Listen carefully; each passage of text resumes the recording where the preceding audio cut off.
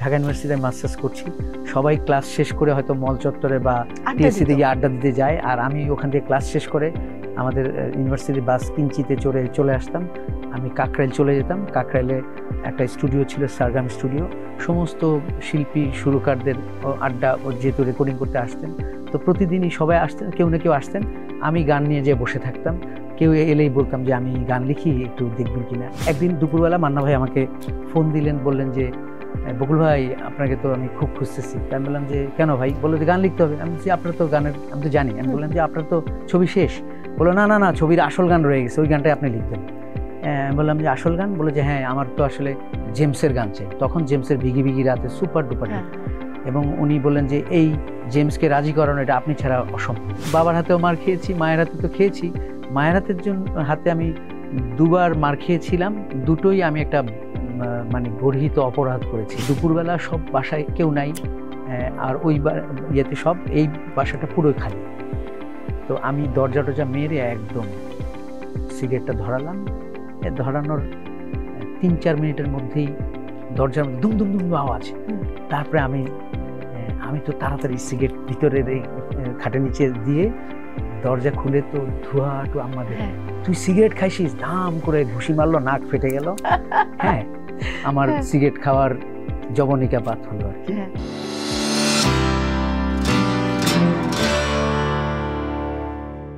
আজ রঙে রঙে রঙিন হব, রঙের হাওয়ায় ভেসে যাব, রঙের দুনিয়ায়। ভালোবাসায় দুটি প্রাণে রং ছড়াবো স্বপ্ন গানে, রঙের হাওয়ায় ভেসে যাব শুধু দুজনায়।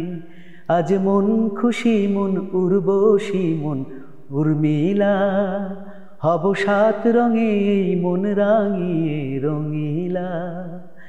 আজ মন খুশি, মন উর্বশী, মন উর্মিলা, হব 7 রঙে এই মন রাঙিয়ে রঙিলা। Thank you so much.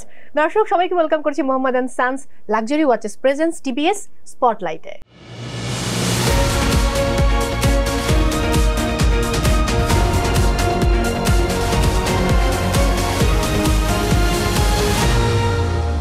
দর্শক আপনাদের সঙ্গে রয়েছে আমি মৌসুমী মৌ। তবে আজকে কিন্তু গেস্টকে আমি আগেই দেখিয়ে ফেলেছি, এবং আমার সঙ্গে এমন একজন গুণী মানুষ রয়েছেন, তাকে নিয়ে বলতে গেলে বলে আসলে শেষ করা যাবে না, এবং তার সামনে বসে উপস্থাপনা করতে গেলে আমার ঘাম ঝরে, অটোমেটিক্যালি আমি ঘামছি। এবং সবচেয়ে বড় বিষয় হচ্ছে এই যে তিনি গানটা করছিলেন, এবং এটা এখন আসলে ওয়ান কাইন্ড অফ জাতীয় সঙ্গীতে পরিণত হয়েছে, এবং গানটা কিন্তু অলরেডি 2 কোটি ভিউ হয়ে গেছে। এবং অদ্ভুত ব্যাপার হচ্ছে এই মানুষটি তার এই রঙিন বর্ণমালা দিয়ে অথবা রঙিন শব্দ চয়ন দিয়ে সবসময় আমাদেরকে মাতিয়ে রাখেন, এবং তার সৃষ্ট কর্মগুলো এতটাই অসাধারণ, এবং তার প্রথম সৃষ্টির সঙ্গে কিছু অদ্ভুত ব্যাপার আছে। সেই অদ্ভুত গল্পগুলো আমরা শুনবো, কারণ তারা আসলে এমন গুণী মানুষ, যে গুণী মানুষদের প্রসঙ্গগুলো আজ গল্পে গল্পে চলে আসবে। এবং সেই সাথে তার কথা যদি বলি, যে সৃষ্টিকর্তা এক অভূতপূর্ব শক্তি দিয়ে তাকে আসলে তৈরি করেছেন, এবং সেই শক্তির দ্বারাই বোধহয় তিনি আসলে এত দারুণ সব সৃষ্ট কর্মগুলো আমাদেরকে উপহার দিতে পারেন। এবং তিনি যদি বলি যে আসলে তার কথায় আকাশ মাটিকে ছুঁয়ে ফেলে, প্রজাপতি ফুলকে ছুঁয়ে ফেলে, আরো অনেক গল্প তার সঙ্গে হবে দর্শক। এবং এই মানুষটি তার এই দক্ষতা দিয়ে তার এই সৃষ্ট কর্মের জন্য তিনি আসলে পেয়েছেন 6 বার জাতীয় চলচ্চিত্র পুরস্কার। তিনি আসলে কেউ নন, তিনি এমন একজন যিনি আমাদের ভীষণ ভালোবাসার, ডাউন টু আর্থ একজন মানুষ, ভীষণ হাম্বল একজন মানুষ। আর কেউ নন, গীতিকবি কবির বকুল রয়েছেন আজ আমাদের সঙ্গে। কেমন আছেন? যেভাবে তুমি আমাকে বললে, আমি তো মনে হয় যে আমি ভেসে বেড়াচ্ছি, এবং খুব ভালো আছি। খুব ভালো থাকার কথা, কিন্তু এই যে রঙে রঙে রঙিন হব এবং তাহসান, তাসনিয়া, ফারিন, আমার খুব ভালো লাগছে যে ফারিন যেদিন প্রথম হারমোনিয়াম বাজিয়ে গান করে, ওই দিন আমি তার ইন্টারভিউ করে ফারিনকে নিয়ে আপনার কাছে গেলাম, আর আপনি বললেন যে ফারিন তুমি গান করো, আমি জানি, তুমি একটু বাজাও, একটু গেয়ে ফেলো। আর তারপরে সেই ভিডিওটা আপনি আপনার ফেসবুক থেকে ছাড়লেন, ওটাও বোধহয় অনেক ভিউ হয়ে গিয়েছিল। অনেক, হ্যাঁ, একটু ভাইরাল হয়ে গিয়েছিল, প্রায় 40 লাখ এরকম। তো আসলে তো আমার তো খুব ভালো লেগেছিল ওর গানটা, এই জন্য আমি আসলে ওই ভিডিওটা ক্লিপটা তুলে দিয়েছিলাম, এবং সেখানে লেখা ছিল যে ফারিন গাইছে একই অপরূপ রূপে মা তোমার পল্লী জননী। এবং ওটা যে এরকম একটা কাণ্ড ঘটিয়ে ফেলবে যে সবাই নতুন ফারিনকে আবিষ্কার করলো, কিন্তু তারপর একটা মৌলিক গান নিয়ে তার ফিরে আসা, সেটা অবশ্য সম্পূর্ণ কৃতিত্ব আমি মনে করি হানিফ সংকেতের, তিনি তার ইত্যাদিতে ঈদের প্রোগ্রামে। কিন্তু আপনি তো বলেছিলেন ফারিদকে যে তোমার প্রথম মৌলিক গান কিন্তু আমি লিখব। হ্যাঁ, আমি এটা বলেছিলাম এবং সেও বলেছিল যে ভাইয়া হলে হবে, কিন্তু এটা কাকতালীয় ব্যাপার ঘটে গেল যে হানিফ ভাইও তাহসানের সঙ্গে ওকে সিলেক্ট করলেন এবং গানটা লেখার জন্য হানিফ ভাই আমাকেই ফোনে বললেন যে একটা গান লিখতে হবে। দেখলাম যে তাসনিয়া ফারিনের কথা বললেন, তো সবকিছু মিলিয়ে আসলে এটা কোইন্সিডেন্স। এটা আমি যখন ইত্যাদি দেখছিলাম তো হানিফ সংকেত তো একটু ছন্দ মিলিয়ে কথা বলেন শ্রদ্ধা হানিফ সংকেত, তো সেই ছন্দের মাঝে একটা খুব অদ্ভুত ব্যাপার ছিল যে তাহসান খান আসছে, তাহসান খান তাসনিয়া ফারিন, মানে তাহসান তাসনিয়া একটা মিল, এবং গানটি লিখেছেন কবির বকুল, সুর করেছেন ইমরান মাহমুদুল, মানে ওখানে একটা ছন্দ। মানে জিনিসটা খুব ভালো লাগছিল এবং তার বাকিটা তো আসলে ইতিহাস। এখন রিলস বলি, টিকটক বলি বা বিভিন্ন যে ভিডিওগুলো আমরা বলি, সবচেয়ে বেশি 2 লাখের উপর টিকটকে দেখলাম।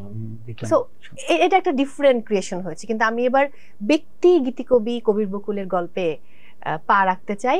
আমি ইন্ট্রোডাকশনে বলছিলাম যে তার মানে কথা শুনে বা তার সেই শব্দচয়নে কিন্তু আকাশ মাটিকে ছুঁয়ে ফেলে, এবং সেই আকাশ ছুঁয়েছে মাটিকে। 1994-এ যদি ফিরে যাই, আমি কি সালটা ভুল বললাম কিনা আমি জানি না, 97-এ তো রিলিজ, কিন্তু গানটি লিখেছিলেন কত সালে? 97-এ। কিন্তু একটু যদি পেছনে ফিরে যাই, যে শ্রদ্ধেয় আলাউদ্দিন আলী স্যারের কথা বলি, তিনি আসলে গান শুরু করবেন কিনা, একটা গল্প আছে এই সিনেমার। না, এইটার গল্পটা একটু অন্যরকম। মানে সেটা হলো, মানে তখন পর্যন্ত আমি আলাউদ্দিন আলীর সঙ্গে কাজ করিনি, মানে আমার সৌভাগ্য হয়নি, কিন্তু খুব মুখিয়ে ছিলাম কোনো একদিন হয়তো আলাউদ্দিন আলীর সুরে আমি গান লিখব। তো সেই সুযোগটাই আমার 97 সালে আসে। ব্যাক টু যদি করি যে 94-এ, যেটা তুমি বলেছিলে যে 94-এর বিষয়টা কি, সেটা হলো যে 94-এ তখন তো অডিও অ্যালবামে আমি খুব চুটিয়ে গান লিখি। আমি 88 থেকে আমার অডিও অ্যালবামে শুরু, 94-এ আমি সে ফিল্মে গান লিখি, কিন্তু এর মধ্যে আমি অডিও অ্যালবামেই গান লিখতাম বেশি। তো যেটা হয়েছে, তো ওই সময় অডিও অ্যালবাম তপন চৌধুরী মিতালি মুখার্জির একটা ডুয়েট অ্যালবাম হবে, নিঃশ্বাসে তুমি বিশ্বাসে তুমি, গান আপনি তখন লিখতেন? ওনার অধিকাংশ গানে আমি লিখতাম, বেশিরভাগ গানে আমার লেখা। তো যেহেতু এরকম একটা ডুয়েট অ্যালবাম হচ্ছে, আমি তপনদার সঙ্গে তখন থাকিও, তো যার জন্য তো উনি ওই গানটা, ওই অ্যালবামের সঙ্গীত পরিচালনা করবেন আলাউদ্দিন আলী। তো উনি আলী ভাইকে বললেন যে আমার তো সব অ্যালবামে বকুলের গান থাকে, এই অ্যালবামে একটা গান একটু যদি রাখেন। তো আলী ভাই আমার খুব স্নেহ করেন, উনি আমাকে খুব ভালো মানে চেনেন, জানেন, ওনার সঙ্গে অনেক সান্নিধ্যে এসেছি কিন্তু কাজ করা হয়নি। তো আলী ভাই তপনদার কথা শুনে বললেন যে আমার এক্সপেরিমেন্ট করার টাইম নেই। ওনার বলারও যৌক্তিক, কারণ উনি কাজ করতেন গাজী মাজহারুল মোহাম্মদ রফিকুজ্জামান, এই লেজেন্ড কিংবদন্তি গীতিকবিদের সঙ্গে, মনিরুজ্জামান মনির। তো সেখানে তো আমি তো একদম নবীন, ঠিক উনাকে বোঝার মতোই পরিবেশটাই তো তৈরি হয়নি। সেই জন্য উনি আসলে একটু কমফোর্ট জোনেই ওনার যারা কাজ করেন তাদের নিয়ে কাজ করতে চেয়েছেন বলেই উনি হয়তো বলেছেন। আমি এখানে একটা কথা বলতে চাই, আমি যদি ভুল না করি, এই সিনেমাতে আপনি টাইটেল গানটা লিখেছিলেন, কিন্তু বাকি গানগুলো যারা লিখেছিলেন 4 জন লিজেন্ড, গাজী মাজহারুল আনোয়ার, রফিকুজ্জামান, সৈয়দ রফিকুজ্জামান, মনিরুজ্জামান মনির এবং হচ্ছে পুলক বন্দ্যোপাধ্যায়। সো এটা একটা খুব অদ্ভুত কম্বিনেশন। ওই তো বলি তো 94 সালে তো তখন হলো না আর, এবং ওই অ্যালবামটা সুপার ডুপার হিট হয়েছিল। ওটা গাজী মাজহারুল আনোয়ার, মোহাম্মদ রফিকুজ্জামান ওনারা লিখেছেন সবগুলো গানই। তো তো আমার ওই আমি মুখিয়েছিলাম ততদিনে, তো আমি 94 থেকে ফিল্মে গান লেখা শুরু হয়েছে মাত্র। তো 97-এ এসে ওই সাগরিকা ছবির ডিরেক্টর বাদল খন্দকার, তিনি আমার অফিসে এসে, আমি তখন ভোরের কাগজে কাজ করতাম, তো অফিসে এসে হাজির, তো বললো যে কবির বকুল আপনাকে তো আমার ছবিতে একটা গান লিখতে হবে। তাই বললাম যে হ্যাঁ লিখবো। বললো যে ছবির 7টা গান, 6টা গানই আমাদের রেকর্ড হয়ে গিয়েছে, পুলক বন্দ্যোপাধ্যায়, গাজী মাজহারুল আনোয়ার, মনিরুজ্জামান মনির, মোহাম্মদ রফিকুজ্জামান লিখেছেন, একটা গান শুধু বাকি, এটা আমার টাইটেল গান, এই গানটা আপনি লিখবেন, আর সুরকার আলাউদ্দিন আলী। তো আমি আলাউদ্দিন আলী শুনে তো আমি খুব ইয়ে হয়ে গেলাম, এবং টেনশনটাও কিন্তু তখন অনেক বেশি। তো আমি বললাম যে ভাই এটা আমার জন্য সৌভাগ্য, সুযোগ। তো ওই দিনই সন্ধ্যাবেলা আমরা সাস্টেন রেকর্ডিং স্টুডিওতে, চামেলিবাগ ছিল তখন, ওখানে আলী ভাইয়ের সঙ্গে বসলাম প্রথম ওনার সুরে। তো উনি একটা সুর করে রেখেছিলেন, মুখের সুরটা আমাকে দিলেন যে তুমি এটার উপর লিখো, একটা রোমান্টিক গান সিকোয়েন্স। সাধারণত আমরা ছবির গান লিখি, ছবির গল্পটা শোনানো হয় তারপরে লিখি।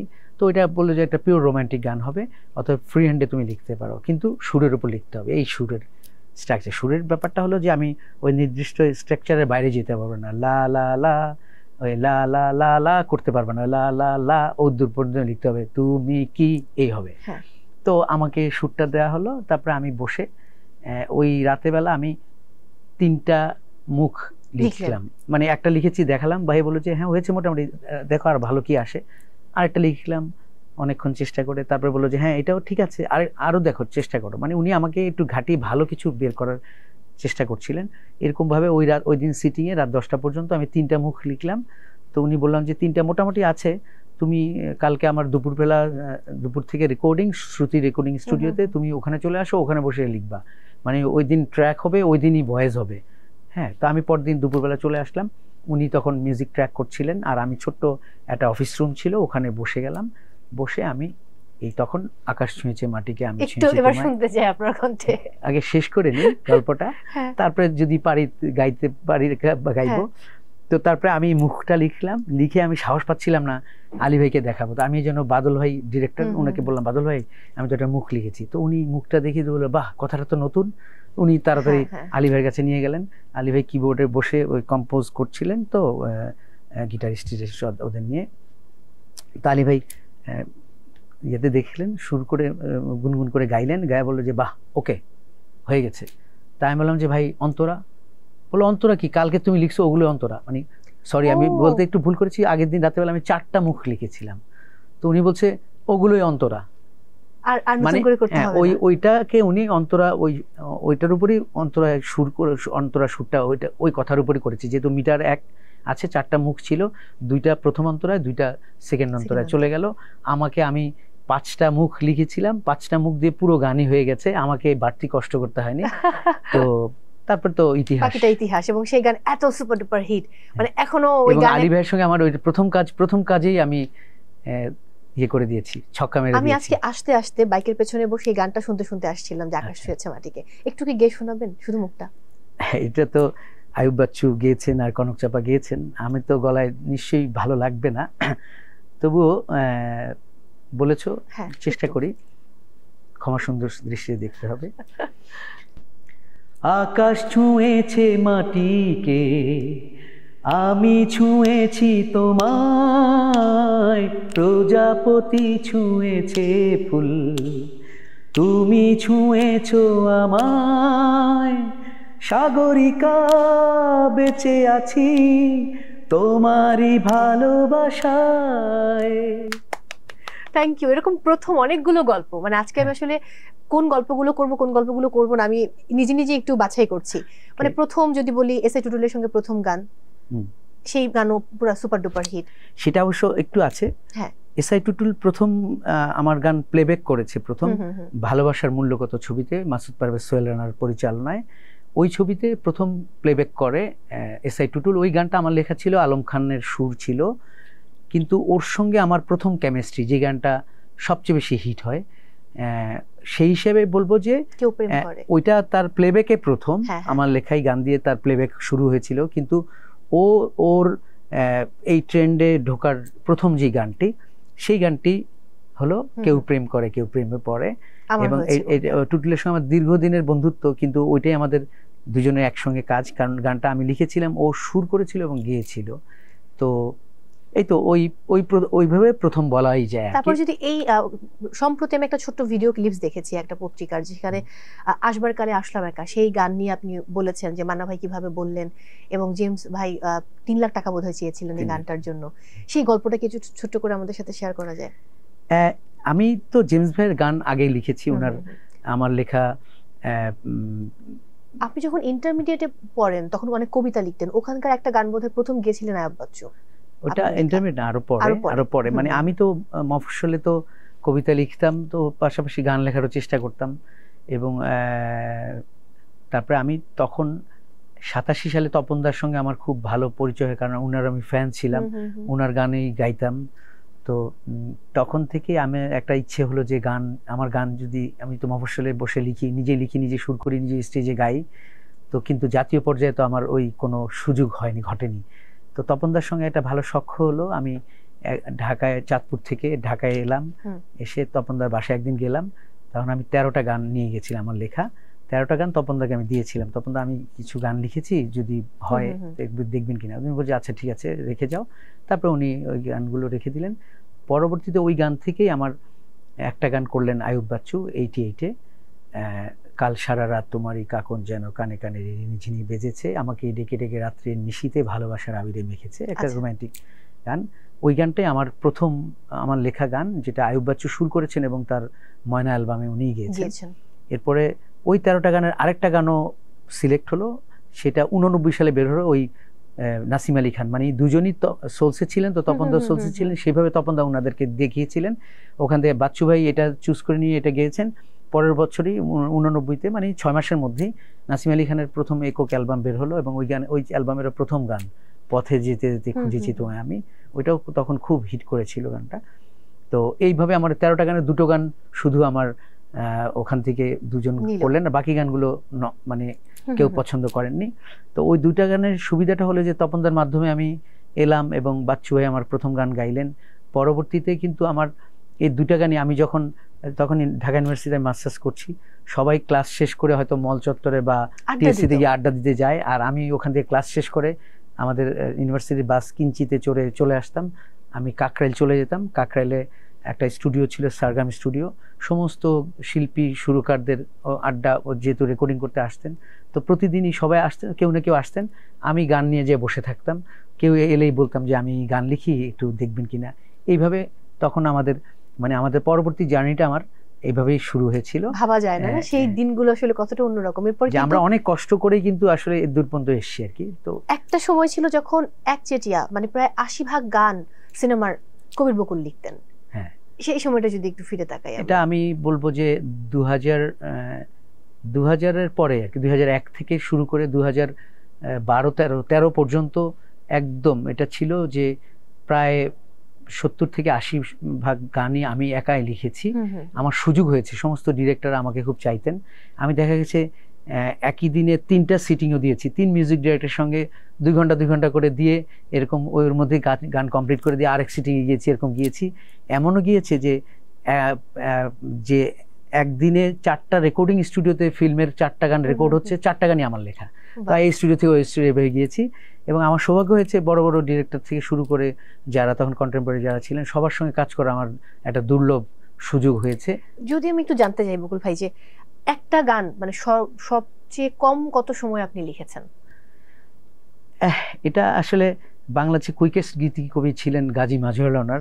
তারপরে উনি তো আমার ইনস্টিটিউশন, আমি ওই ইনস্টিটিউশনের ছাত্র, তো এরপরে সবাই আমাকেই বলতেন যে কবির বকুল খুব দ্রুত গান লিখতে হবে। এই জন্য আসলে সব ডিরেক্টর তুই কি আমার হবির এই গানটা কত সময় যেন লিখেছিলেন, আমি এখন টাইমটা ভুলে গেছি, খুব অল্প সময়। তুই কি আমার হবিরের গল্পটা আবার অন্যরকম। সেটা হলো যে ইমরান এমনি ফিল্মে আমার গান গেয়েছে, দিল দিল দিল, তখন তো সুপার ডুপার হিট। আপনার লেখা গান গিয়ে ইমরান এবং কনাই এই জুটি প্রথম আলো পুরস্কার পেয়েছে, প্রথম ন্যাশনাল অ্যাওয়ার্ড পেয়েছে, এবং এটা খুব অদ্ভুত যে এই যে বলছিলাম যে অনেক প্রথমের সাথে আপনি খুব জড়িত। তো সেটা তো ওই যে তুই কি আমার হবির, মানে ওই ইমরান আমার সঙ্গে ফিল্মে প্লেব্যাক করছে, কিন্তু এমনি কোনো গানও সে কখনো করেনি। তা আমাকে একদিন বলল যে ভাই আমাকে একটা সুন্দর গান দেন না। তাই আমি বললাম যে তোমার জন্য আমি এটা ভেবে রেখেছি, একটা গান করবো। পরে আমাদেরই একটা অনুষ্ঠানে দেখা, তো আমাকে বলে ভাইয়া ওই গান তো দিলেন না। তাই আমি বললাম যে একটা মুখ আমি করে রেখেছি, এখনই দিচ্ছি। তো ওখানে বসে আমি ওই মুখটা, এই যে তুই কি আমার হবি, মুখটা ওরে দিয়েছিলাম। তারপরে ও ওইটা সুর করে আমাকে আবার শোনালো পরে। তা আমি দেখলাম যে খুবই সুন্দর হয়েছে। আমি বললাম ঠিক আছে রেখে দাও, মানে ও এরকম গান জমায় আর কি। তারপরে চয়নিকা চৌধুরী যখন তার বিশ্বসুন্দরী ছবির নিয়ে আমাকে একদিন ফোন দিল যে বকুল ভাই গান লিখতে হবে, তো সে আমার অফিসে আসলো, এসে ছবির গল্প শোনালো এবং বলল যে রোমান্টিক আমার এই গানটা একটা করে দেবেন। আমি বললাম ঠিক আছে। আর আমার একটা আছে, আমি প্রথম যারা ছবি ডিরেকশন দেন বা কিছু, আমি চেষ্টা করি, শতভাগ চেষ্টা করি যে কাজটা করব ওই কাজটা যেন, গানটা যেন খুবই ভালো হয়, এবং সেটা হয়েছেও বটে। তো সেই ধারাবাহিকতা যদি বলি যে চন্দ্রগ্রহণ ছবিতে মুরাদ পারভেজ, ও আমার অফিসে এসে বললো যে বকুল ভাই আমি তো একটা ছবি করছি, তো আমার একটা রোমান্টিক গান যেটা হাবিব সুর করবে। তারপরে আমি ওকে যে গানটা লিখে দিলাম, প্রথম ওই গানটাও সুপার ডুপার হিট। তোমারে দেখিল পরানো ভরিয়া, আসমান জমিন দরিয়া, চলিতে চলিতে থামিও, দেখিব তোমারে আমিও, ওই রূপে দিলা পাগল করিয়া। আচ্ছা যাক, তো ওই প্রথম গানটাও কিন্তু সুপার ডুপার হিট। তারপরে ওই ধারাবাহিকতায় যদি আমি বলি, এই যে রানীকুঠির বাকি ইতিহাস, সেখানেও ওই যে আমার মাঝে নেই এখন আমি, ভালো লাগে ফুল, ভালো লাগে কিছু কিছু ভুল। আচ্ছা, তো ওই গানটাও কিন্তু এরকম প্রথম কেমিস্ট্রি ইয়ের সঙ্গে, আরে সামিয়া জামানের সঙ্গে। তার এরকম অনেক আছে। তো তুমি যেটা বলছিলে যে বিশ্বসুন্দরী, তো ওইভাবে চয়ন চৌধুরীর জন্য আমি হঠাৎ করে রোমান্টিক চিন্তা করলাম যে আরে একটা ইমরানের কাছে তো ওই মুখটা আছে, এটা তো খুব যায়। ইমরানকে ফোন করে বললাম, ইমরান অন্তরা তো তুমি করোনি, তুমি একটা অন্তরা করো, এরকম একটা প্রজেক্ট আছে, আমি সেখানে এই গানটা দিব। তারপরে ও একটা অন্তরা ইয়ে করলো, আমি লিখে দিলাম, লিখে ও একটু গেয়ে দিল, ওইটা আমি চয়নিকার দিকে পাঠালাম যে আপনার ছবির গান ডেমো শুনে দেখেন যে ওকে আছে কিনা, তাহলে আমরা রেকর্ডে যাব বা ইয়ে করব। উনি কি করলেন, ওই রাতেবেলা 10:30টার সময় আমার বাসায় এসে হাজির, এসে বলে আমার গুজবাম হচ্ছে, কি গান আপনি দিয়েছেন এত ভালো, মানে খুবই এক্সাইটেড পুরো। তারপরে তো আমরা রেকর্ডিংয়ে গেলাম, আমি কণাকেও নিলাম, আমরা গানটা করলাম। তারপরে তো গানটা আমাদেরকে অনেক প্রাপ্তি এনে দিল, এই সবগুলো ক্যাটাগরিতে এটা পুরস্কার পেয়েছে, গীতিকার, সুরকার, শিল্পী সবগুলোই। আমাদের ক্যামেরার পেছনে যারা আছেন তাদের একটা রিকোয়েস্ট রয়েছে যে মা গানটা একটু গাইতে হবে। মা গানের গল্পটা শুনে আমি গানটা একটু খানিকটা শুনবো। এটা স্বামী স্ত্রীর ওয়াদা ছবির গান, পিএ কাজল পরিচালিত। এই ছবিতেও একটা মজার ব্যাপার হয়েছে যে এই ছবির সঙ্গীত পরিচালক ছিলেন কুমার বিশ্বজিৎ, ওনার সঙ্গীত পরিচালনায় প্রথম ছবি, এবং ওই ছবির সবগুলো গানই আমার লেখা। তো বিশ্বজিৎ এমনি অডিও অ্যালবামে আমার প্রচুর গান করেছেন, ফিল্মে অনেক গান করেছেন, কিন্তু উনি একটা ছবির সঙ্গীত পরিচালনা করছেন, ওই ছবিটায় ওনার সঙ্গে আমার প্রথম একসঙ্গে কাজ হয়। তো সবগুলো গান আমি লিখেছিলাম, এবং একটা বিশেষ ব্যাপার হলো যে ওই ছবির প্রত্যেকটা গানই খুব দারুণ হয়েছে। আর এই গানটা তো সিকোয়েন্সটা এমন সুন্দর যে আমরা সবসময়, আমি যেমন গীতিকবি হিসাবে সবসময় মুখিয়ে থাকি, আমি তো প্রফেশনাল লিরিসিস্ট, আমাকে ফরমাইশি কাজ করি, আমাকে যখন যে ডাকে আমি তার সঙ্গে কাজ করি। ওই কাজগুলোর মধ্যে হয়তো একটা ছবিতে 5 রকম গান 6 রকম গান লিখতে হয়, আমি মুখিয়ে থাকি যে একটা ভালো সিকোয়েন্স যদি পাই সেটাকে শতভাগ ইয়ে দিয়ে আমি গানটা ভালো করার চেষ্টা করব। তো এই সিকোয়েন্সটা আমার কাছে খুব ভালো লেগেছে, এবং আমি গানটা ওইভাবেই লেখার চেষ্টা করেছি। আর মা তো সবার জন্যই একটা অন্যরকম অনুভূতির জায়গা থেকে, একটা আবেগের জায়গা থেকে, মানে বিশ্বজিৎ দার জন্য একদম ডিফারেন্ট। মানে ব্যাপারটা ঘটেছিল যে বিশ্বজিৎ দারও মা আছেন, আমারও মা জীবিত আছেন, কিন্তু এটার যে ফিলিংস, সেখানে যে মা হারানোর বেদনাটা বেশি থাকলে হয়তো বেশি ইয়ে হতো, যার জন্য আমি খুব ইমোশনটাকে ঠিক মতো ক্রিয়েট করতে পারিনি, এটা মনে হয়েছে। তার লেখার পরে আমার মনে হচ্ছে যে কতটুকু পারলাম। যখন বিশ্বজিৎ সুর করলেন, সুর করার পরে আমি কিন্তু তখনও রেকর্ডে যাইনি, আমি বিশ্বজিৎকে বলছি, বিশ্বজিৎ আপনার এই গান আপনাকে অনেক প্রাপ্তি এনে দেবে, সেটাই হয়েছে আলটিমেটলি, প্রাপ্তি এনে দেবে। এবং প্রাপ্তিটা এমন যে বিশ্বজিৎ এর আগে কখনো জাতীয় চলচ্চিত্র পুরস্কার পাননি, ওই গানের জন্য উনি 2টো ক্যাটাগরিতে পুরস্কার পেয়েছেন, সেরা সঙ্গীত শিল্পী হিসেবে পেয়েছেন, সুরকার হিসেবে পেয়েছেন, আর আমি গীতিকার হিসেবে পেয়েছি। এবং একটি অসাধারণ গান হয়েছে বটে, কারণ বিশ্বজিৎ যে কোনো প্রোগ্রামে গেলে, স্টেজে উঠলে ওনাকে এই গানটা 2 বার গাইতে হয়। কথা সত্য, আমি একটু শুনতে চাই, আমি দুঃখিত আজকে একটু বেশি গান গাইয়ে ফেলছি বোধহয়, আমার আরো অনুরোধ আছে। গানটা তো আমার কাজ না, এটা শিল্পীরা গাইবে, তবুও আমাকে কখনো কখনো এরকম অনুরোধের ঢেকে গেলতে হয়, তো আমি চেষ্টা করছি। আর পৃথিবীর সমস্ত মায়ের প্রতি আমার শ্রদ্ধা।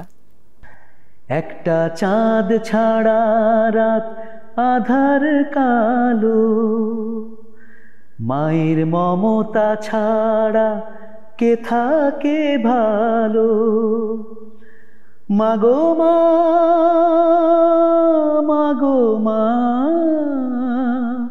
তুমি চোখের এত কাছে থেকেও দূরে কেন বলো না, মাগো মা, মাগো মা, মাগো মা।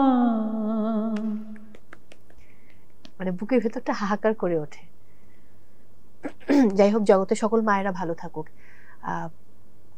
আপনার মায়ের প্রতি শ্রদ্ধা। আমার মা নেই, হ্যাঁ, আমি 2 বছর আগে চলে গেছেন, এবং খুব বেশি বছর হয়নি, মাত্র বোধহয় 2 বছর হলেন। তার প্রতি শ্রদ্ধা। আল্লাহ নিশ্চয়ই তাকে খুব ভালো রেখেছেন, এবং মা সবসময় সন্তানকে দেখেন, যেখানেই থাকুক না কেন, মা বাবা সবাই। তাই মনে করি, আমার এখনো মনে করি যে আমার মায়ের দোয়া আছে, এবং তিনি ওখানে বসে আমার জন্য দোয়া করছেন। মা আদর করে কি নামে ডাকতেন, বকুল নাকি অন্য কোনো নাম? বকুল।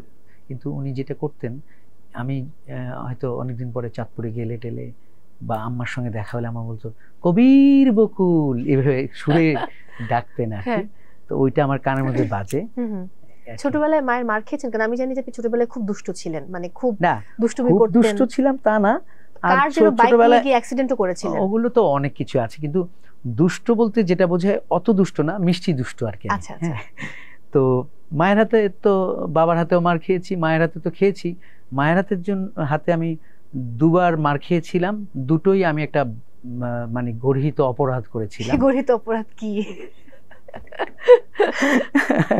আচ্ছা, সেটা আমি বলি, কারণ এটা আসলে ছোটবেলায় সবাই কম বেশি করে, এবং এটা এই জন্য বলছি যে আসলে এই ধরনের অপরাধগুলো করা ঠিক না আর কি।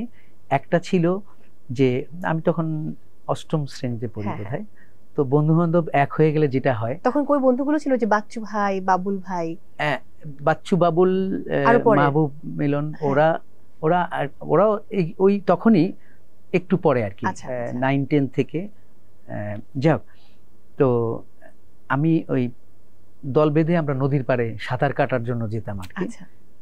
যেহেতু আমি চাঁদপুরের বাড়ি, নদীর পাড়ের ছেলে, তো দল বেঁধে যাওয়ার মধ্যে যেটা হয়েছে, ওই বয়সে তো কেউ একজন একটু ইয়ে থাকলে সবাই ওটার মধ্যে অংশগ্রহণ করে। তখন যেটা ধূমপান তো স্বাস্থ্যের জন্য ক্ষতিকর বটেই, তো আমার কখনো ধূমপানের ব্যাপারে কোনো ইয়ে ছিল না, কারণ আমার ফ্যামিলিতেই নেই। আমরা 7 ভাই 2 বোন, মানে আমার বাবা কেউ কিন্তু ধূমপান করতেন না, বা অন্য কিছুতেও নাই আর কি, সেটা এখন পর্যন্ত। তো আমি ওই বন্ধুদের পাল্লায় পড়ে, এক বন্ধু সিগারেট নিয়েছে, সবাই এক টান করে দিয়েছে। তো ওই যে একটা ব্যাপার ঘটলো, পরবর্তীতে আমি ওইটার সেকেন্ড ইয়ে নেওয়ার জন্য আমি, আমার বড় ভাইয়ের এক বন্ধু আসছিল বাসায়, তার সিগারেট প্যাকেট থেকে আমি একটা সিগারেট চুরি করে রেখে দিয়েছিলাম, এবং এক দুপুরে আমাদের বাসার, আমাদের একটু বাংলো টাইপের বাড়ি, সামনে আবার একটা ইয়ে ছিল, সেখানে আমরা পড়াশোনা করতাম, থাকতাম। তো ওখানে দুপুরবেলা সব বাসায় কেউ নাই, আর ওই ইয়েতে সব, এই বাসাটা পুরোই খালি। তো আমি দরজা টরজা মেরে একদম সিগারেটটা ধরালাম। ধরানোর 3-4 মিনিটের মধ্যেই দরজার মধ্যে দুম দুম দুম আওয়াজ। তারপরে আমি তো তাড়াতাড়ি সিগারেট ভিতরে খাটের নিচে দিয়ে দরজা খুলে, তো ধোয়া টু আম্মা দেখে, তুই সিগারেট খাইছিস? দাম করে ঘুষি মারলো, নাক ফেটে গেল। হ্যাঁ, আমার সিগারেট খাওয়ার জবনিকাপাত হলো আর কি। এইটা একটা। আরেকটা কি? আরেকটা আসলে আমি শুনতে চাই, কারণ এই গল্প আমি আগে কখনো শুনি নাই। তো আরেকটা হলো যে আমাদের বাসায় একজন লজিং টিচার ছিলেন, তিনি আমাদের থাকতেন এবং পড়াতেন। তো এটা গর্হিত অপরাধ, খুবই খারাপ কাজ করেছি। তার পকেট থেকে 18 টাকা আমি চুরি করে নিয়ে গিয়েছিলাম, নিয়ে বাইরে গিয়ে 18 টাকার মধ্যে ওই সময় আমি 3 টাকা পর্যন্ত খরচ করতে পেরেছি। খেয়েছি বিভিন্ন আইসক্রিম, পাউরুটি, তারপর বাটার লোফ, এই টাইপের আর কি। তো দুপুর পর্যন্ত মোটামুটি কেটে 3টা 3:30 পর্যন্ত বাইরে ছিলাম। 4টার দিকে আমি বাসায় ফিরেছি। 3 টাকা কিন্তু খরচ হয়েছে, বাকিটা কিন্তু পকেটে আছে। বাসায় ঢুকেই দেখি যে স্যার চেয়ারে বসে আছেন, মুখটুক কালো। তারপরে আমি আসছি, আম্মা যে আমায় খুঁজছে আমি যাই না। তারপরে তো আমি ঢুকে, স্যার আমার কি বললো, আম্মা বললো এই এদিকে আয়, ডেকে ধরলো। আমার আম্মা কিন্তু অসম্ভব ভালো, কিন্তু এই যে মার খাওয়ার ব্যাপারটা, এটা কিন্তু খুব স্বাভাবিক। কোনো আমার অন্যান্য ভাই বোনও কিন্তু মার খায়নি, আমি শুধু 2টা অন্যায় কাজ করেছিলাম বলে আমার হাতে মার খেয়েছি। এবং আম্মা আমাকে, তুই স্যারের টাকা চুরি করছিস, তারপরে তো আবার সেই মার।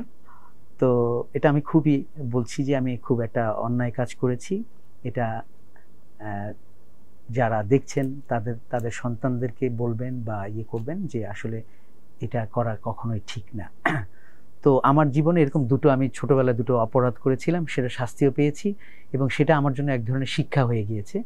এই কাজটি আর তো ঘটেনি, এবং আমি মনে করি যে এটা একটা, প্রত্যেক ভুল থেকে মানুষের শিক্ষা নেওয়াটা খুব জরুরি, শুদ্ধ হওয়ার একটা সুযোগ তৈরি হয়। এটা বলতেই হবে। এই যুগে যদি চলে আসি, এই যে বিনোদন অঙ্গনে অনেক মানুষের সঙ্গে কবির বকুলের ওঠা বসা, অনেকের মানে স্টার হয়েছে কিন্তু বকুল ভাইয়ের হাত ধরে, এমন গল্প অসংখ্য আছে। কিন্তু আসলে কি বকুল ভাই কোনো প্রকৃত বন্ধু আপনার আছে মিডিয়াতে, কি মনে হয়? আসলে অন্য কেউ আমাকে বন্ধু মনে করুক বা না করুক, আমি কিন্তু যাকে গ্রহণ করি একবার, তাকে আমি কখনো বুক দিলে পিষ্টি দিই না। এটা আমার সারা জীবনের। সে আমার শত্রু হয়ে গেলেও আমি যদি কখনো সুযোগ পাই, তার উপকার করব বা সহযোগিতা করব, তার প্রতি প্রতিহিংসা পরায়ণ হব, এই বিষয়টা আমার ভিতরে একদমই নেই। এবং আমি মনে করি যে ক্ষমাই মহত্বের গুণ। আর আমি যত বড় না, তার চেয়ে যত নিচে থাকা যায় আমি মনে করি সেটা মানে বিনয়।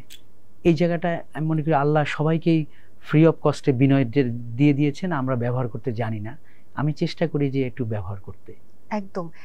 নিজের সৃষ্ট যে কাজগুলো রয়েছে একটু যদি জানতে চাই, তাহলে অসংখ্য জনপ্রিয় গান তো, মানে আমাকে বলতে বললে আমি একদম একদমে বোধহয় 25টা 30টার কথা বলে ফেলতে পারবো। আপনাকে যদি বলতে বলি তাহলে একদম টপে রাখবেন কোন 10টা গানকে? এটা একদম অসম্ভব। এটা তো এটা হয়, আমি এইভাবে বলতে গেলে আমি কোন গানকে প্রায়োরিটি দেব? ঠিক আছে, শ্রোতাপ্রিয় গান তো অসংখ্য আছে। আমি আসলে ওইভাবে কখনো কেউ বলতে গেলে আমি বিনয়ের সঙ্গে বলি যে এটা আমার পক্ষে সম্ভব না, আর এইটা আমি আমার একটা গানের সঙ্গে আরেকটা গানকে কম্পেয়ার করে আমি একটা সিরিয়াল করতে চাই না। শ্রোতাপ্রিয় গান তো অনেক আছে। তো এই তো এটা যেমন হয়তো একটু আলাদা করে বললে যে যেমন আমার যে গানটা আমি খুব বেশি এখনো পাই, এই গানটি 30 বছর আগে লেখা, কিন্তু এটা এখনো মনে হয় যে সমান জনপ্রিয় এবং সব ধরনের সবাই পছন্দ করে, সেটা সোলসের কেন এই নিঃসঙ্গতা, এই গানটি বলতেই পারি স্পেশালি। এখনো কিন্তু মঞ্চের সোলস ব্যান্ড যখন পরিবেশন করে বা তারা গায় তখন কিন্তু সবার আগে গানের রিকোয়েস্ট থাকে। এটা খুব, শুধু এই একটা বললে ভুল হবে। এটাও কিন্তু পার্থদার সঙ্গে আমার প্রথম গান, এবং পার্থদা তারকাই হয়েছেন এই গানটা দিয়ে, নিঃসঙ্গতা দিয়ে। সেই গানের কথা আমার আবার মনে পড়লো, 33টি সিনেমার নাম দিয়ে একটি গান। হ্যাঁ, সেটা তো একটা, ওই যে আমি বললাম যে আমি তো ফরমাইশি গীতিকবি, আমাকে যেভাবে চায় আমি চেষ্টা করি সেভাবে লিখতে। এটাও একটা ছবির প্রডিউসার বললেন যে একটা গান, এটা হলো ছবিটার নাম হলো ধাত্রীকি। হ্যাঁ, গান বলছে রঙিলা রঙিলা কি জাদু করিলা। তো ওইটা আমাকে বলল যে ছবির নাম দিয়ে কোনো রোমান্টিক গান করা যাবে কিনা। আমি বললাম যে হ্যাঁ হবে। শওকত আলী ইমন ছিল সুরকার। ও বলছে অসম্ভব, এটা কিভাবে সম্ভব? তাই আমি বলছি আপনি ইয়ে করছেন, গান তো লিখবো আমি পারবো। এটা লিখতে কত সময় নিয়েছে? এটা কিন্তু এক সিটিং এ বসে লিখেছি। ওই সিনেমার নামগুলো মনে ছিল? লিখতে যে ছবির নামগুলো আসে, প্রেমীয় প্রেমী মনের মাঝে তুমি, আমি শুধু চেয়েছি তোমায়, আশিকি আওয়ারা দিওয়ানা, তুমি আমারই স্বপ্নের ঠিকানা, তুমি আমার স্বপ্নের ঠিকানা, মানে তুমি আমার একটা ছবির নাম, স্বপ্নের ঠিকানা একটা ছবির নাম। তো ওইটাও আমি একটা এক্সপেরিমেন্ট করলাম, দেখলাম যে 33টা ছবির নাম দিয়ে গানটা হয়ে গেল, এবং তখন অনেক নিউজ টিউজও হলো জিনিসটা, কারণ এটা তো আসলে খুব কঠিন একটা ব্যাপার। তো সেটা হয়ে গেছে আর কি, কিভাবে জানো। একদমই তাই। এই যে এখন এসে কখনো কি মনে হয় যে একটা সময় তো আপনি স্টেজে গান করতেন, নিজে গান লিখতেন, সুর করতেন, গাইতেন, গীতিকবি না হয়ে গায়ক হলে ভালো হতো? মোটেই না, আমার জন্য এটা ঠিক আছে। আমি যখন স্টেজে গান করতাম 91 পর্যন্ত করেছি, তারপরে আমি করি নাই। একদিন আমার বড় ভাই, আমি রামপুরে থাকি তখন, এই যে রাতেবেলা স্টুডিও থেকে, এটা বলছি 92 সালের দিকে কথা সম্ভবত, তখন আমার বেশ কিছু গান অলরেডি শ্রোতা প্রিয়। তো আমি আমার রাতেবেলা বাসা স্টুডিও থেকে আমি 2টার সময় বোধহয় কাজ করে আসছি। তো ভাইয়ার দরজা যখন খুলে দিলেন, বললেন যে তুই এত রাত করে বাসায় ফিরিস প্রত্যেক দিন এসো। আমি বললাম আমার তো স্টুডিওতে কাজ ছিল। তো বললো যে তুই গান লিখিস, গীতিকারকে কে চেনে, তুই আগে গান গাইতিস, গান গা, তাহলে তো মানুষ তোকে চিনবে। তাই আমি বললাম যে ওইটা আমাকে দিয়ে হবে না, এটা আমাকে দিয়ে হবে। এবং ভাইয়ার সঙ্গে আমি বলেছিলাম যে কথা, কনফিডেন্টলি বলেছিলাম। তো সেটা তো নিশ্চয়ই এখন একটু একটু হয়েছে বলে মনে হয়। একদম একটু একটু না, পুরোটাই। আমি একটু যদি জানতে চাই, নাটক লিখতেন খুব কম যদিও একটা সময়, এরপর আর কখনো লিখেননি? মানে এখন কি আপনাকে কেউ বলে না যে একটা নাটক লিখে দিতে? এখন যেহেতু ওটিটির যুগ, নাটকটা আসলে অদ্ভুত ব্যাপার। আমি যখন ফিল্মে গান লিখি, আমার অলরেডি তখন 99 সালে আমার ফিল্মের স্ক্রিপ্ট লেখার জন্য প্রস্তাব করেছিলেন। তো আমি বলেছি আমি এখনো তৈরি না, স্ক্রিপ্ট লেখার আমার ইচ্ছা আছে। তাই আমি বলছি এখনো তৈরি না, এই কাজটা আসলে আরেকটু সিদ্ধ হয়ে তারপরে আমি লিখি। তো ওইভাবে তো আমি কখনো লেখার ওই চেষ্টা করিনি, কিন্তু আমার প্রস্তাব ছিল। তো এরকমভাবে নাটক লেখার প্রস্তাব যখন এলো, তো আমি একটা ধারাবাহিকের নাটক তখন লিখছিলাম পাশাপাশি। তো ওইটার প্রজেক্ট সব কিছু, মানে ফাইনাল আমি প্রথম পর্বটা, এক পর্ব গল্প শুনিয়ে টুনিয়ে, তারপরে ওই যিনি প্রডিউসার উনি এসে আমাকে একটা প্রিন্টারও দিয়ে গেলেন, যে কম্পিউটার থেকে প্রিন্ট নেব এই জন্য। তারপরে সব ডান, কিন্তু পরে প্রজেক্টটা আবার আটকে যায় আর কি, মানে ওই প্রডিউসার একটা ঝামেলা হয়েছিল, এই জন্য হয়নি। তো তখনই আমাকে এই যে মাহবুবা ইসলাম সুমি, এক ধরলেন যে বকুল ভাই একটা নাটকের স্ক্রিপ্ট দিবেন আপনি আমাকে। উনি তো বোধহয় এখন ঢাকা বাংলাদেশে আসছেন। তো আমি বললাম যে তখন ওনাকে আমার খুব ভালো লাগতো। তো উনি আমাকে বললেন বকুল ভাই আমাকে একটা স্ক্রিপ্ট দেন। তা আমি বললাম যে আচ্ছা ঠিক আছে দিব, আমি বলে ফেলেছি। তখন আমি তো গান অনেক ব্যস্ত, এটা 2010-এর কথা বলছি। এটা 2008-2009 ন্যাশনাল অ্যাওয়ার্ড, তারপর 10 বোধহয় গ্যাপ ছিল না, 2009 8-9-10 তিনটা হ্যাট্রিক, হ্যাঁ। তারপর 13, তারপর 18, তারপর 20। তো আমাকে ওই 10-এর শেষ বা 11-র প্রথম দিকে, 11-র প্রথম দিকেই হবে, উনি আমাকে বললেন যে একটা আমি ঈদে করব আর কি। তারপর তখন আমি তাকে একটা স্ক্রিপ্ট লিখে দিলাম, গুড বাই আমেরিকা এটা ছিল, ওটা এটিএন বাংলায় গিয়েছিল মাহবুবা ইসলাম সুমির ডিরেকশনে। ওইটা পরের বছর আবার আমাকে নুজাদ আলভি, সজলের মা, উনি আমাকে ধরলেন যে বকুল আমাকে একটা স্ক্রিপ্ট দেন। তখন আমি একটা লিখে দিলাম, সেটা হলো যে কাজলের অন্তর্ধান। ওইটাতে মৌসুমী ছিলেন আর সজল ছিল আর কি, হ্যাঁ, নুজাদ আলভির ডিরেকশনে। ওইটা গেল RTV-তে।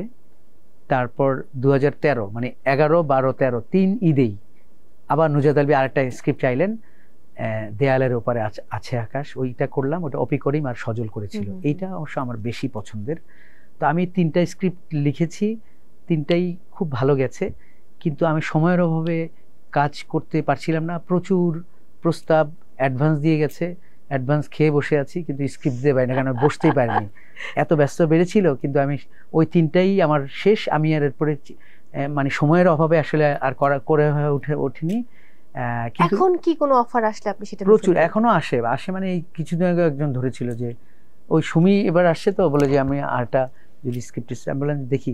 আসলে হয় কি, আমার একটা বই আসার কথা। আমি বইয়ের প্রসঙ্গে যেতে চাই, যত ভুল কবির বকুল, একটু শুনে নেই যে বকুল ভাই কত ভুল করেছেন জীবনে। আমার পুরোটাই ভুলে ভরা বলি। তো ওই জন্য 2001-এ এটা বেরিয়েছিল বই মেলায়, এই যত ভুল কবির বকুল, লিমারিক আর কি, ছোট ছোট। কিন্তু এর আগে কিন্তু আমার মফস্বলে আমি 84 সালে আমার প্রথম কবিতার বই বের হয়, আমি বিদ্রোহী। তারপরে 87 সালে বের হয় চিৎকার, চাঁদপুরে মফস্বলে। ওই স্থানীয় পত্রিকা কবিতা লিখতাম, কিন্তু ঢাকায় এসে আর ওই চর্চাটা আস্তে আস্তে নষ্ট হয়ে গেল। এবং একসময় মনে হচ্ছে আসলে কবিতা আমি ভালো লিখতে পারি না, গানটাই হয়তো চেষ্টা করি, এই জন্য ওদিকে ঝুঁকে গিয়েছিলাম। কিন্তু 2001-এ আমার এই বই এলো, যত ভুল কবির বকুল। তো ওইটা হওয়ার পরে কিন্তু আমার এরপরে দেখলাম যে বেশ অনেকেই চায়। তো আমি বললাম যে এরপরটা বের করবো, সেটার নামও ঠিক করে ফেললাম, নাম হবে আবার করলো ভুল কবির বকুল। কিন্তু সেটা আর, এই ভুলটা করা হয়নি। কিন্তু এই কোভিডের সময় এসে ঘরে বসেই আছি, তখন কবিতা চর্চাটা শুরু হলো। কোভিড নিয়ে আমি একটা হয়তো কবিতা লিখলাম, খুব ভালো হয়েছিল। তো আমি এটা পোস্ট দিয়েছিলাম। তো আমার বন্ধু তাহসিন রেজা, ভালো আবৃত্তিকার, আমাকে বললেন তোমার এই কবিতাটা আমি এটা আবৃত্তি করতে চাই। আমি বললাম ঠিক আছে করো। তারপরে ও করলো, আমার কাছে ভালোই লাগলো, এটা পোস্ট দিলাম। তারপরে আমি আবার কিছুদিন আরেকটা লিখলাম, ও আবার ওইটা নিয়ে আবার আবৃত্তি করলেন, ওটা পোস্ট দিলেন। এইভাবে করতে করতে 4টা-5টা হয়ে যাওয়ার পর ওকে আমি একদিন বললাম, দেখলাম অ্যাপ্রিসিয়েশন পাচ্ছি সবার কাছ থেকে। তাই আমি বললাম যে একটা করি, আগামী বইমেলায় একটা বই বের করব, সেখানে 25টা কবিতা থাকবে। এই 25টা কবিতা এর আগেই সবগুলো আমি লিখে দিব, তুমি আবৃত্তি করে এটা পোস্ট করব। এরকম 25টা কবিতা হওয়ার পর আমরা বইটা করব। ওর সঙ্গে কথা অল ডান। তো এভাবে আগাচ্ছিল। পরে 23টা পর্যন্ত এসে ঠেকেছি। তো আমি বই করতে তো কত ফর্মা, তো ওইভাবে দেখা গেল যে আমার আবার পেয়েও গেলাম। আমাকে ও ধরেছিল, সুরজ বললো যে আপনি ভাই আমার এটা করে দেন। তখন তাড়াহুড়ো করে আমি আমার কয়েকটা গান টান দিয়ে গানের লিরিক দিয়ে একটা বই করলাম, দ্বিতীয় জীবন। ওই এটা এইবার না, 2023-এ বেরোলো, এই স্বপ্ন 71 থেকে।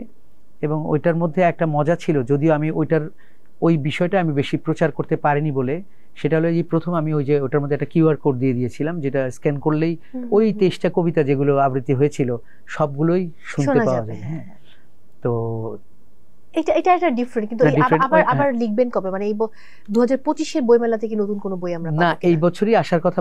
কবিতার বই না, আসলে কবিতাটা আমার সবসময় মনে হয়েছে যে এই কবিতাটা মানে আমি অত ভালো লিখতে পারি না। যারা বড় বড় কবি, আমি ওখানে মনে হয় কবিতার মাঝে মানে সুরটাকে সুরারোপ করেই তো আসলে সেটা তো গীতি কবিতা আর কি, যেটা ছন্দে থাকে সেটা তো গীতি কবিতা। আর কবিতা তো একদম রিফ্রেশ, এটা গদ্য কবিতা আমরা যেটাকে বলি। কিন্তু কখনো বকুল ভাই এটা মনে হয়নি যে আপনার লেখা বা আপনার সৃষ্ট গানগুলোকে নিয়ে একটা বই বা একটা সংকলন বের করতে?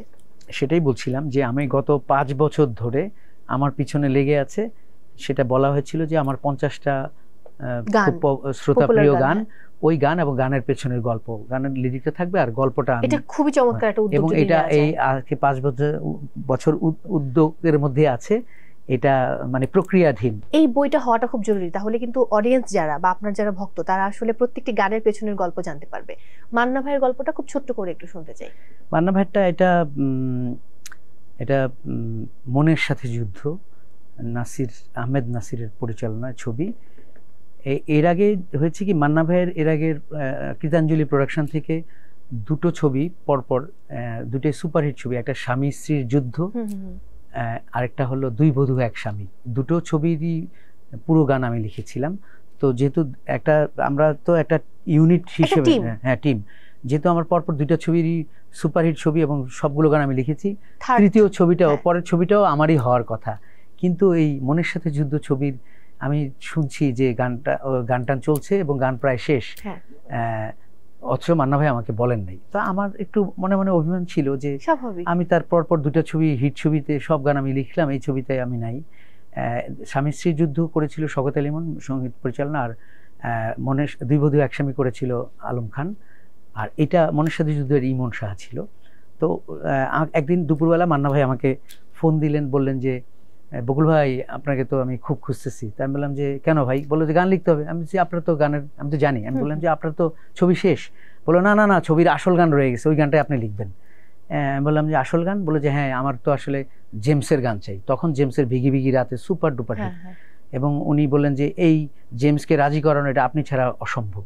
যাই হোক, তারপরে 3 লাখ টাকা চেয়েছেন। হ্যাঁ, মানে এরপরে তো অনেক গল্প, আমি জেমস ভাইয়ের সঙ্গে কথা বললাম 5-6 বার। ওই তখনই এই কথা বলে বলে উনি 3 লাখ টাকা ডিমান্ড করলেন। আমি আবার জেমস ভাইকে বললাম, মান্না ভাইকে বললাম, মান্না বললো যে না 50,000 টাকা দিব। তো আমি বলছি যে না, উনি তো রাজি হবে না। যাক, এরকম নানা নিরার পরে অবশেষে আমি রাজি করাতে পারলাম, ওই 3 লাখ টাকাই দিতে হবে। এবং আমরা এরপরে গান করলাম, এবং গান নিয়ে আমরা 2বার জেমস ভাইয়ের বাসায় গেলাম। প্রথম 4টা গানের স্ক্রেচ নিয়ে গেলাম, উনি একটাও পছন্দ করলেন না। সেকেন্ড টাইম আবার 3টা গানের মুখ নিয়ে স্ক্রেচ নিয়ে গেলাম, পছন্দ করলেন না, বলে একসঙ্গে বসতে হবে। তারপরে এই যে আসবার কালে আসলাম একা, এটা আসলে জেমস ভাইয়ের উপস্থিতিতে আমরা গানটা তৈরি করি। এমন ম্যাসিভ হিট গান, আমরা যখন লং ড্রাইভে যাই তখন এই গান না শুনলে আমাদের মাথা ঠান্ডা হয় না। একদম শেষে আছি, কবির বকুলের জীবনের, মানে বকুল ফুলের জীবনের যে ফুল, অর্থাৎ আমাদের মুন্নি ভাবি, তার গল্পটা ছোট্ট করে একটু শুনি। যে একসময় তো তিনি আপনাকে মামা ডাকতেন, মানে তার কি বলে মামার বন্ধু আপনি, সম্ভবত বন্ধু, আমার বন্ধু হলো আমার বড় ভাই। হ্যাঁ, বন্ধুর ভাই, বন্ধুর ছোট ভাই, সেই হিসাবে আমিও মামা। হ্যাঁ, আপনিও মামা। তো গল্প তো হয়েই গেল, তাই না? এটা নতুন করে কিছু বলার নাই, যেহেতু রক্তের সম্পর্ক ছিল না। পরে ও ছোটবেলায় আমার মফস্বলেই ও প্রতিযোগিতা করতে আসতো, এবং সব ছোটবেলা থেকে ও সব কিছু ফার্স্ট ছিল আর কি। তো জাতীয় পর্যায়ে সে গোল্ড মেডেল পেয়েছে। তো আমি ওই ছোটবেলায় ওই ক্লাস 7 পড়া পর্যন্ত ওরে দেখে আসছিলাম, মানে ওর পর্যন্ত আমার মনে আছে। তারপরে তো আমি ঢাকায় যখন মাস্টার্স করছি, ঢাকায় ফিক্সড হয়ে গেলাম। তারপরে ওর প্রায় 7 বছর পর দেখা, তখন ও আসলে অন্য একটা কারণেই ওর সঙ্গে আবার যোগাযোগ হয়েছিল। তো আমি একটু বহেমিয়ান লাইফ ছিল তখন, বিয়ে শাদী করবো না একদম। চুল বড় বড় ছিল নাকি? চুল আমার আগে অনেক বড় ছিল, এখন তো নাই। তো আমি ওই তারপরে দ্বিতীয় দেখায় এসে দেখলাম হঠাৎ করে কি যেন হলো আর কি, ভালো লেগে গেল, দেখলাম। তারপরে সরাসরি বললাম যে তোমাকে ভালো লেগেছে, যেহেতু তোমার সঙ্গে আমার রক্তের সম্পর্ক নেই, সেহেতু আমি প্রস্তাবটা দিতেই পারি। যদি তোমার আমি আবার সবকিছু বললাম, দেখলো। তাই আমি বললাম যে তুমি সময় নাও, তারপরে তোমার যদি মত পাই তাহলে আমি পারিবারিকভাবে আগাবো। তারপরে সে 3-4 দিন পর মত দিলেন। তারপরে পারিবারিকভাবে গেল। ততদিনে আমাদের ওই বিয়ে হওয়া পর্যন্ত তার সঙ্গে আমার উঠা বসা সবকিছু, ওই একটা অল্প সময়ের প্রেম। তারপরে তো সেই সময়টা কত দিনের?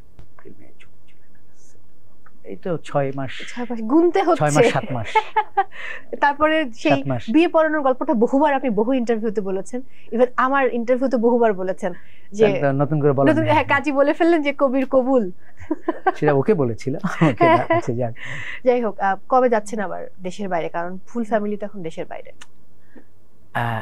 এই তো এখন মানে হয়তো এর মধ্যেই যাবো আর কি, যাওয়ার ইচ্ছে আছে। আচ্ছা, আসলে কি কবির বকুল একদম শিফট হয়ে যাবে নাকি দেশেই থাকবে? আমি দেশের ছেলে, দেশেই থাকবো। বাইরে যাই বেড়াতে, এবং আমার বেড়ানোর জন্য এটা ঠিক আছে। পার্মানেন্টলি থাকার কখনো ইচ্ছেও ছিল না, কখনো ইচ্ছে হবে না। আমি আসলে 10-15 দিন 20 দিন হলেই আমি হাঁফিয়ে উঠি কখন দেশে ফিরবো। যে কোনো বাচ্চারা সবাই আছে, সেই জন্য আমাকে যেতে হয়। আর গত বছরও রোজার ঈদ আমি একাই করেছি দেশে, কোরবানি ঈদ ওদের সঙ্গে করেছি, এবারও রোজার ঈদ একা করেছি, কোরবানিটা ওদের সঙ্গে করবো। বাহ, অনেক অনেক শুভকামনা পরিবারের জন্য। দর্শকদের উদ্দেশ্যে কিছু বলুন। হ্যাঁ, আপনারা যারা এই অনুষ্ঠান এই কষ্ট করে সময় নিয়ে আপনাদের সময় নষ্ট করে দেখেছেন, তাদের কাছে বলবো যে আমার জন্য আপনারা সব সময় দোয়া করবেন, যেন আমি আরো ভালো কিছু কাজ করে যেতে পারি। আবারও অসংখ্য ধন্যবাদ, আমি বিদায় নিচ্ছি। দর্শক, বিদায় নিতে হচ্ছে আজকের মতো Mohammadan sons luxury watches presents TBS spotlight থেকে। দেখা হচ্ছে আবারও অবশ্যই আপনাদের ভালোবাসার কোনো নতুন অতিথিকে সঙ্গে নিয়ে।